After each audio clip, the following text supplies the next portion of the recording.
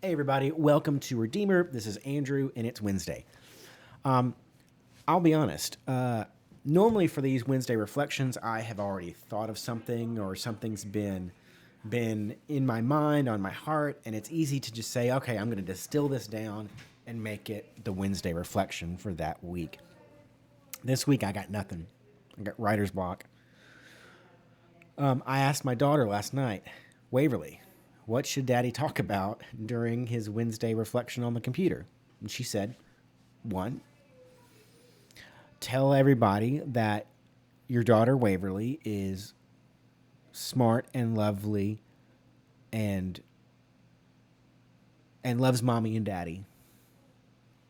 And two, tell people about how the church is doing. Okay, Waverly, I can do that. So here we go. My daughter Waverly is smart, wonderful, lovely, and loves her mommy and daddy so much. And two, church is doing great. I'll explain that. The church is currently feeling a lot of energy around spring. And that's understandable. The sun is great, the weather's really good, and we've had, as a result, lots of people coming together to donate their time and their talent and their energy around putting in new garden beds, rejuvenating the beds that are around here, cleaning out. Boy Scouts have cleaned out the overgrown area behind Angel's Attic. And there's a lot of interest in pruning back some of the overgrown crepe myrtles and other bigger bushes and shrubs and things that are around the church. So we're having a work day on May 14th about that. Anyway, so there's lots of energy. I also want to take the energy of the warmth and the excitement following our really awesome Easter celebrations, and put that toward rejuvenating some of the ministries that maybe need a little help. The ushers, the altar guild is always looking for extra hands. We need hospitality in the Cannon Hall. People who are kind of on point for that. Starting doing some bread baking for communion.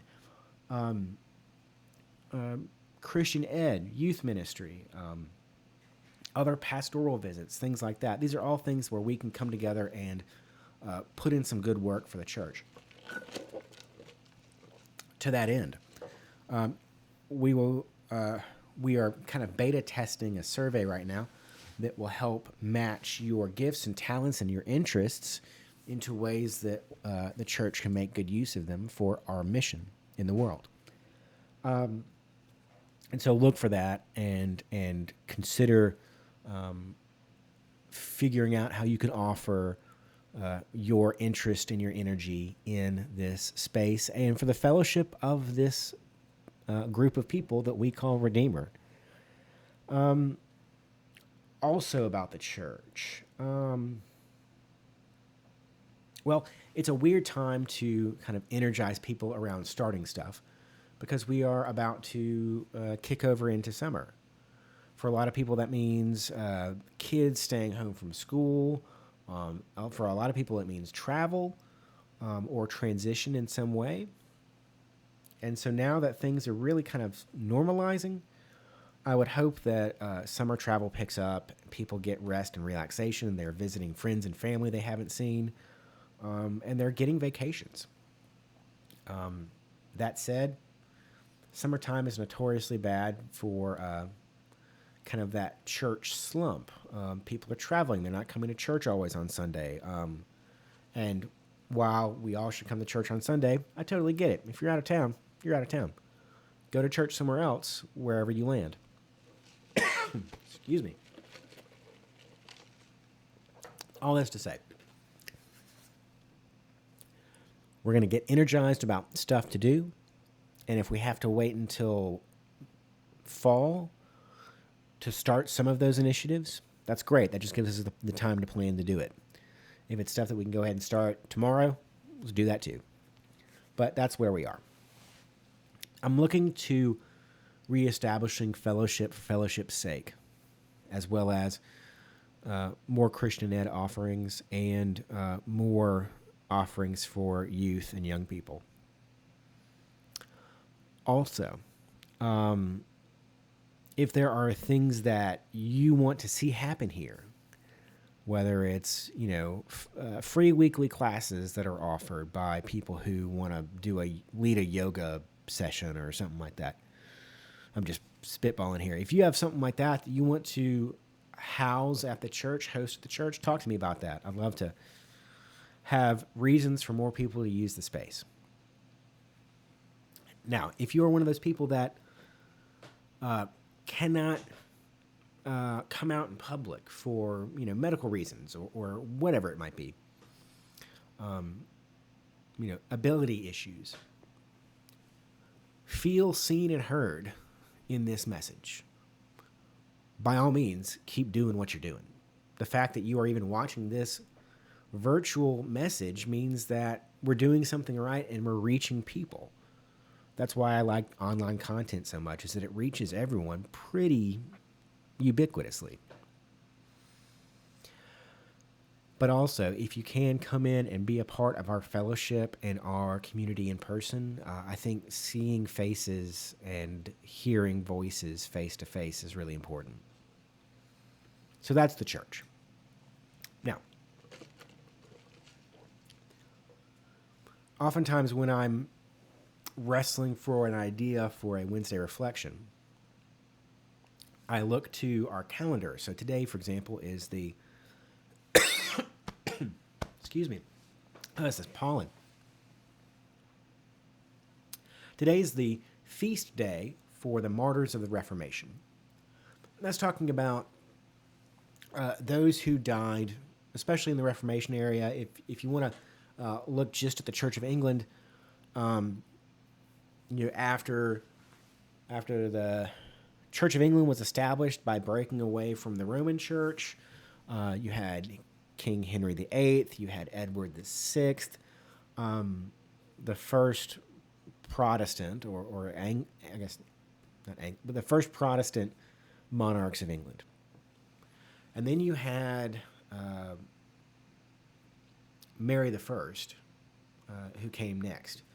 She was Catholic, and her work was a pretty aggressive response upon the Protestant work, the Reformation work that was Henry VIII and Edward VI. And so the people who really established the Episcopal Church, the Church of England, Archbishop Thomas Cranmer, and many others that I'm thinking of, they were kind of beheaded by the time they got to Mary. And so Thomas Cranmer, for example, he wrote the first Book of Common Prayer, the second Book of Common Prayer, and was living during the time of Mary I, when she had him a little beheaded, just a little bit. And he probably would have written the third edition or revision of the Book of Common Prayer. That had to be taken up by others in the Elizabethan era in 1616 or 1620, I forget. Anyway, 1662 was the last revision of the Book of Common Prayer. And so, why am I talking about all this Reformation history stuff? Well, it's my specialty. Church history, especially like Reformation era, and liturgics. Why we say the prayers we say, why they're in the order they're in. What does an altar rail do? Why is the font where it is, or why couldn't it be in another spot? What are the candles and the torches for? All these things. I know way too much about that, and I'd love to share it with you. I know a lot about detailed church history. I'd love to share it with you.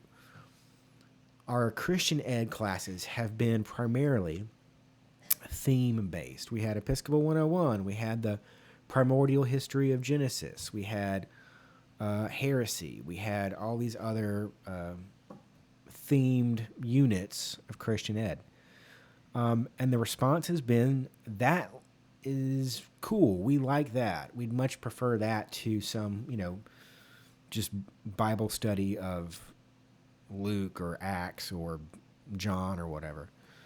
And so, yeah, my hope is to shortly come up with either a history unit about Cranmer or the beginning of the Church of England, or taking my Episcopal 101 class that I did a year and a half ago and rework it toward younger ears and hopefully do some youth Christian ed about that. So those are my thoughts. If you have a better suggestion or something you want to see worked up in the future or something you want to teach and lead, please let me know. Give me information, give me feedback, give me suggestions.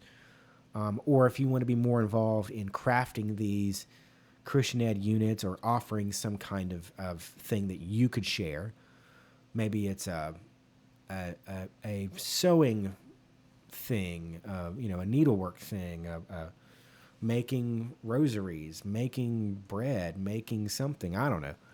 If you have an offering that you want to bring to the community, please let me know. All right, that's my meditation for today. I hope it finds you well. As always, dear ones, God bless.